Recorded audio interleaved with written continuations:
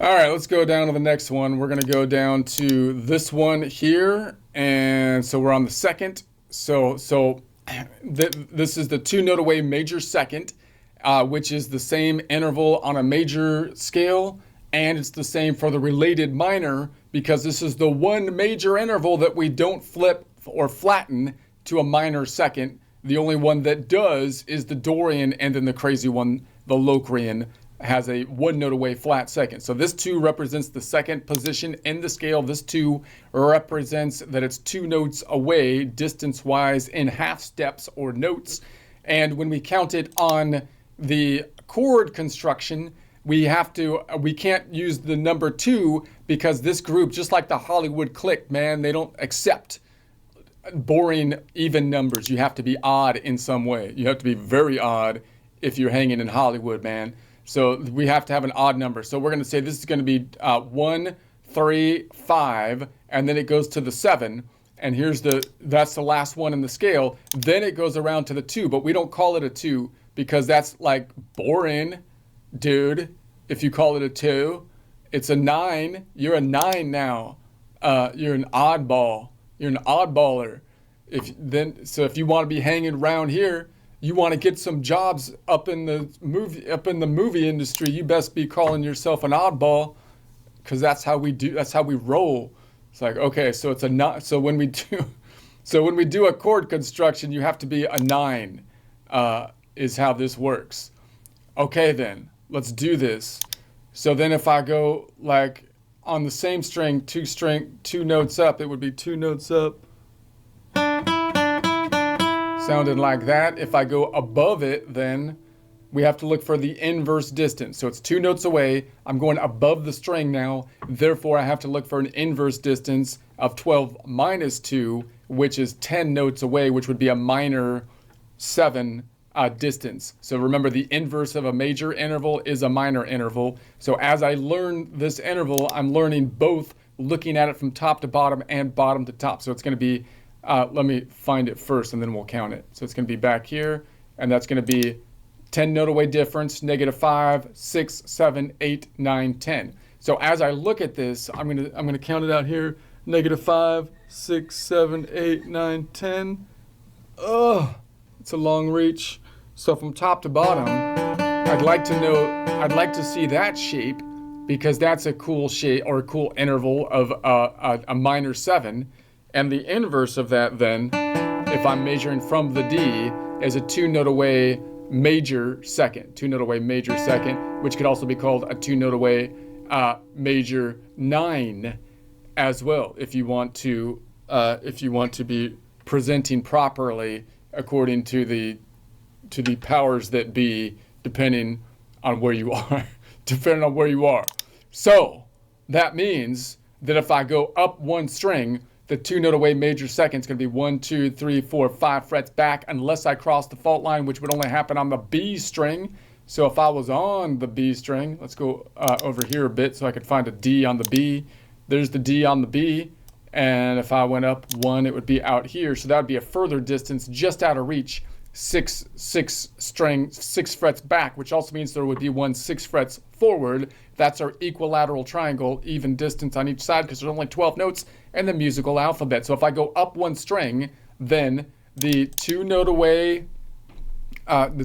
major second, which could also be called a 2 note away major 9, will be 1, 2, 3, 4, 5 frets back, unless I cross the fault line, which would only happen on the B string, in which case if I go up 1 string and cross the fault line, the 2 note away major second, which could be called the 2 note away major 9, will be 1, 2, 3, 4, 5, 6 frets back, which is a long reach unless you got long fingers.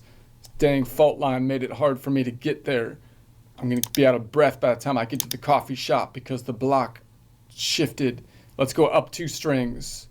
If I go up 2 strings, I'm looking for the 2 note away major second. I have to look for the inverse distance because I'm measuring from this D, so therefore it's going to be 12 minus 2, which is 10, a distance of 10. So it's going to be 5 and 10 going right above it. So if I'm right here, -5, -10, therefore top to bottom, you might recognize that shape as a 10 note away, which would be a minor 7, cool shape, cool interval.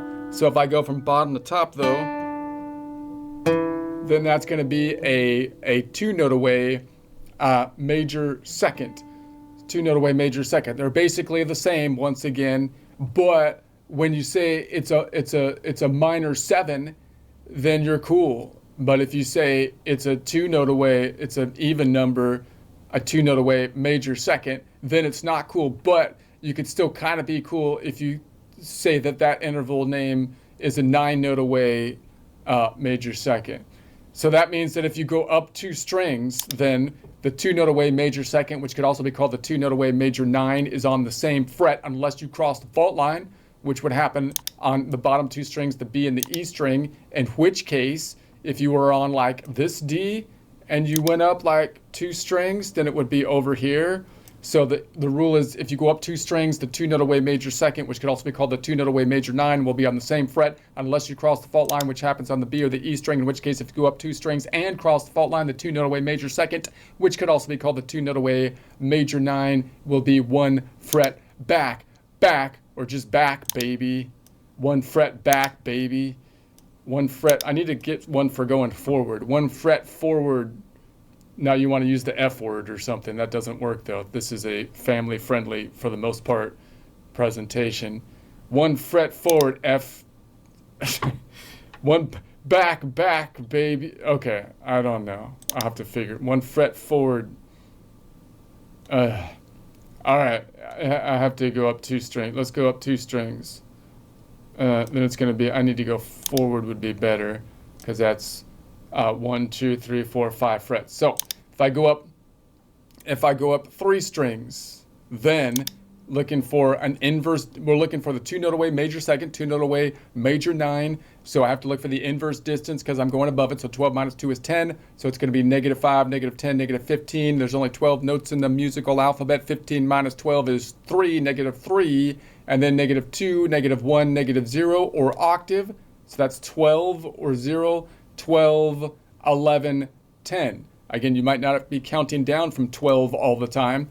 I still mix it up. 12, what comes before 12? 11, right? You think because you count the rocket ship counting down that you could count down from like any number, but no, it's just because you haven't practiced that, because you don't, rockets only count down from 10. Although now I've been watching the countdowns, they're actually longer than 10.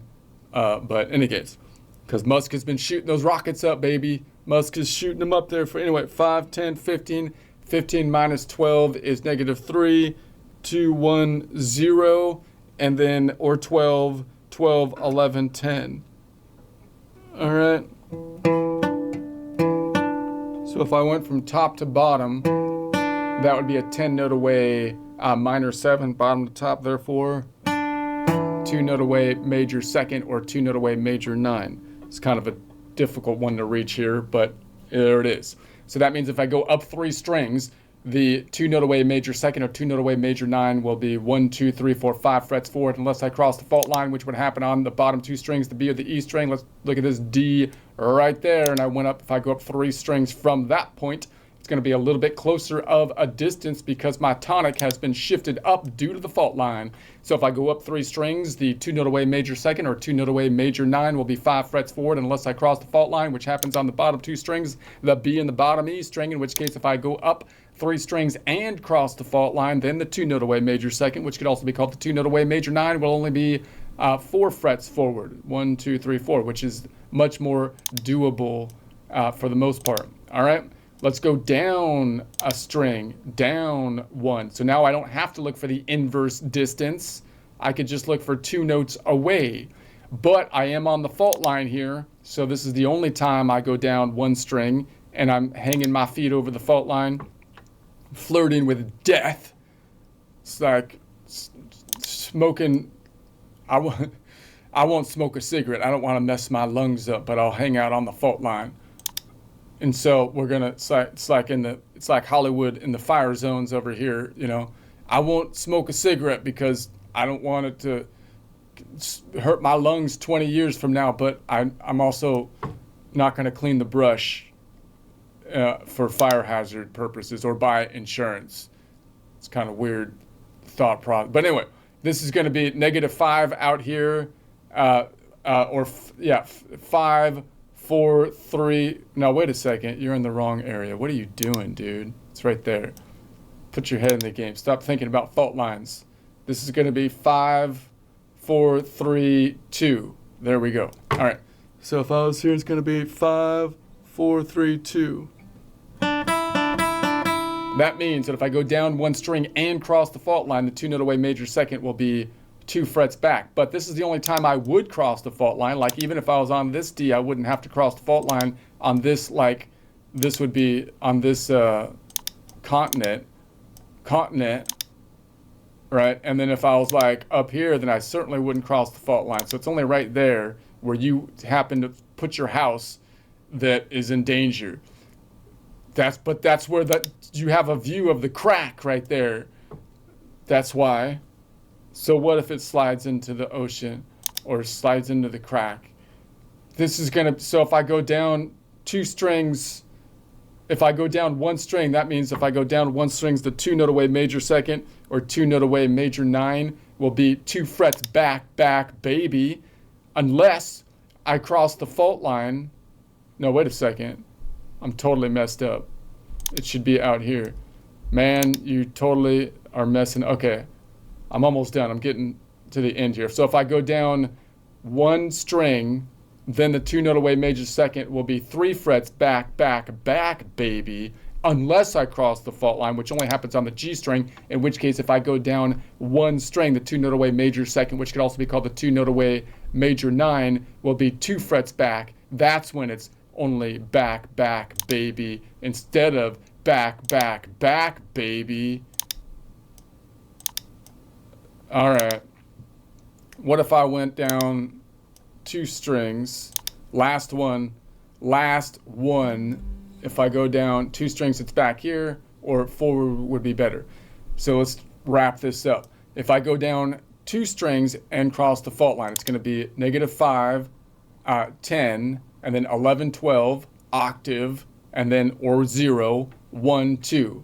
So if I count from here, it's going to be -5, 10, 11, 12, or 0, 1, 2, boom, boom.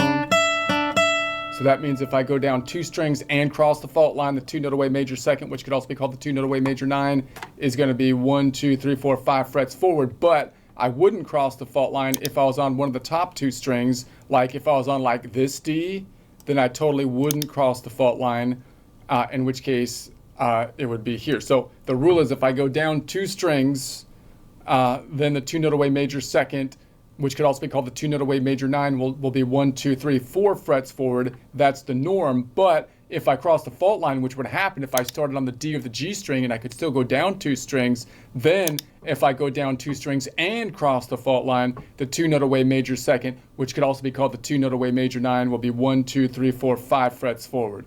All right, I think I have to stop. I'm confusing myself.